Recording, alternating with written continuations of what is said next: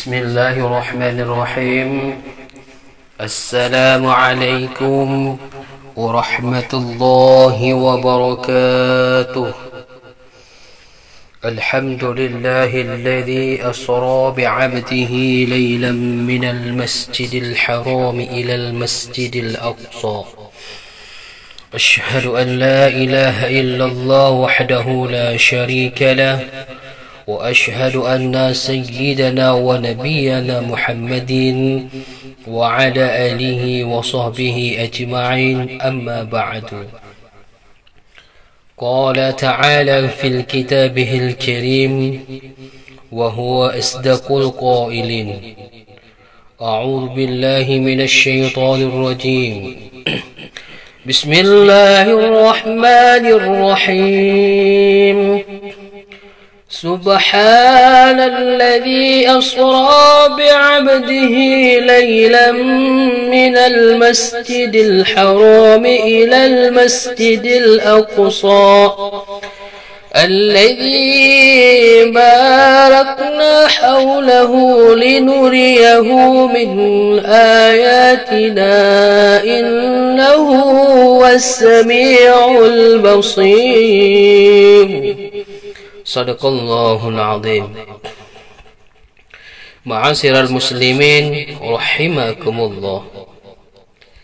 Yang pertama sekali, marilah kita selalu senantiasa memuji dan memuja ilahi Rabbi Allah subhanahu wa ta'ala, karena kita semua pada saat ini masih diperkenalkan oleh Allah untuk berkumpul di acara yang berbahagia ini dalam rangka memperingati hari besar Islam, Isra wal Mi'raj Nabi Muhammad sallallahu alaihi wasallam. Salawat dan salam semoga tetap tercurahkan kepada junjungan kita Nabi Muhammad sallallahu alaihi wasallam, karena dari beliaulah kita semua dapat mengetahui ajaran-ajaran Islam, sehingga kita dapat membedakan mana sesuatu yang hak dan mana sesuatu yang batil. Tidak lupa kepada keluarganya, para sahabatnya, dan semoga sampai kepada kita selaku umatnya yang mudah-mudahan mendapat syafaat darinya. Amin ya rabbal alamin. Hadirin sekalian yang berbahagia, kita semua pada saat ini telah berada di bulan Rajab, di mana pada bulan Rajab ini ada satu peristiwa yang tak boleh dilupakan oleh setiap umat Islam. Utamanya adalah umat Islam itu sendiri. Karena pada bulan Rajab itu telah terjadi peristiwa besar yang pernah dijalankan oleh Rasulullah pada abad-abad yang silam, yaitu Isra Mi'raj. Allah subhanahu wa ta'ala berfirman dalam surat Al-Isra ayat pertama yang berbunyi: Subhanalladzi asra bi'abdihi laylan minal masjidil haram ilal masjidil aqsa alladzi barakna hawlahu linuriyahu min ayatina innahu huwas sami'ul basir. Yang maknanya, Maha Suci Allah yang telah memperjalankan hambanya pada suatu malam dari Al-Masjidil Haram ke Al-Masjidil Aqsa yang telah kami berkahi sekelilingnya, agar kami perlihatkan kepadanya sebahagian dari tanda-tanda kebesaran kami. Sesungguhnya Dia adalah Maha mendengar lagi Maha mengetahui. Hadirin yang berbahagia, menurut arti bahasa, Isra itu berarti perjalanan di malam hari. Akan tetapi secara syar'iyah, Isra adalah perjalanan malam hari yang dilakukan oleh Rasulullah dari Masjidil Haram di Mekah menuju ke Baitul Maqdis di Palestina. yang penuh mengandung rahasia dan keajaiban. Sedangkan Mi'raj menurut arti bahasa iaitu jenjang, naik. Akan tetapi yang dimaksud ialah naiknya Rasulullah sallallahu alaihi wasallam dari Masjidil Aqsa di Baitul Maqdis dengan menempuh angkasa luar sehingga akhirnya sampai ke suatu tempat yang paling tinggi bernama Siratul Muntaha. Suatu tempat yang tidak mungkin dicapai oleh manusia dengan kemajuan teknologi yang bagaimana cara pun canggihnya kecuali oleh Nabi Muhammad sallallahu alaihi wasallam.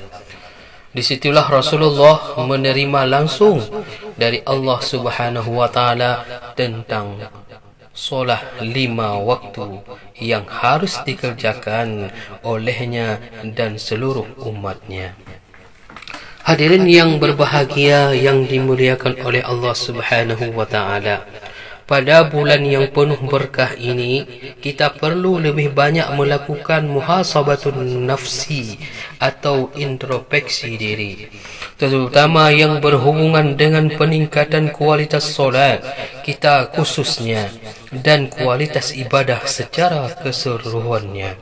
Karena sudah seharusnya kita selaku kaum muslimin untuk selalu melakukan kualitas diri dan amaliyah secara ibadah kepada Allah Subhanahu wa taala. Celakalah orang yang amal hari ini lebih buruk dari hari kemarin. Rugilah orang yang amal hari ini sama dengan amal hari kemarin. Maka beruntunglah orang yang jika amal hari ini lebih baik dari kemarin. Karena amal ibadah, solat menjadi tolak ukur dari identitas seorang muslim.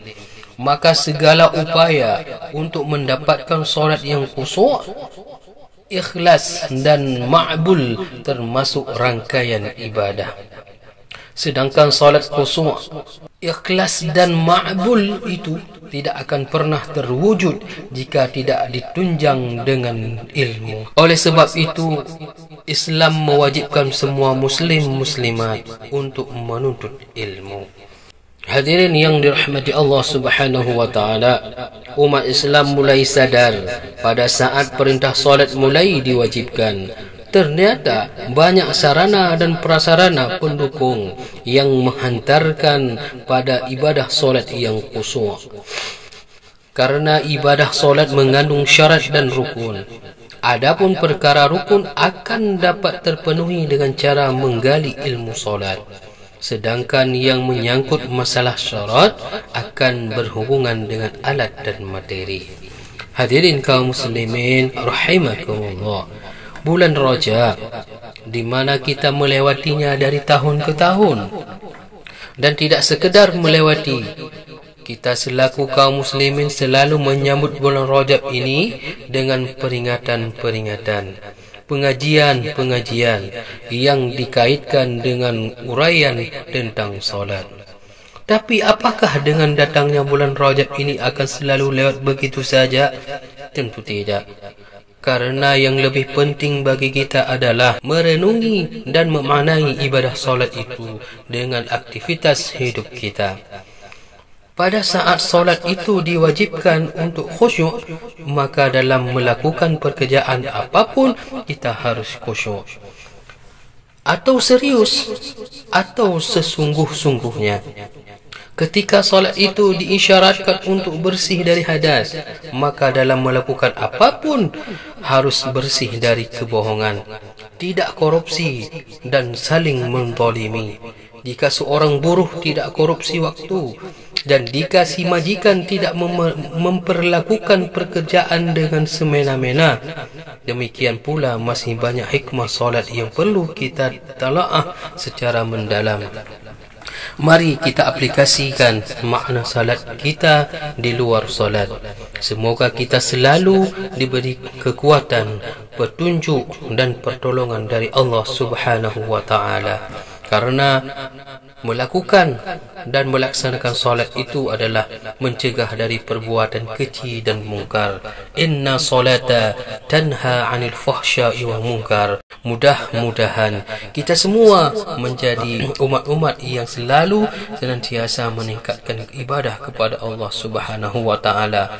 Hadirin yang berbahagia, melalui peringatan Isra wal Mi'raj ini, mari kita kembali menintrospeksi diri dan saling memberikan yang terbaik dan selalu meningkatkan iman dan takwa kepada Allah Subhanahu wa taala.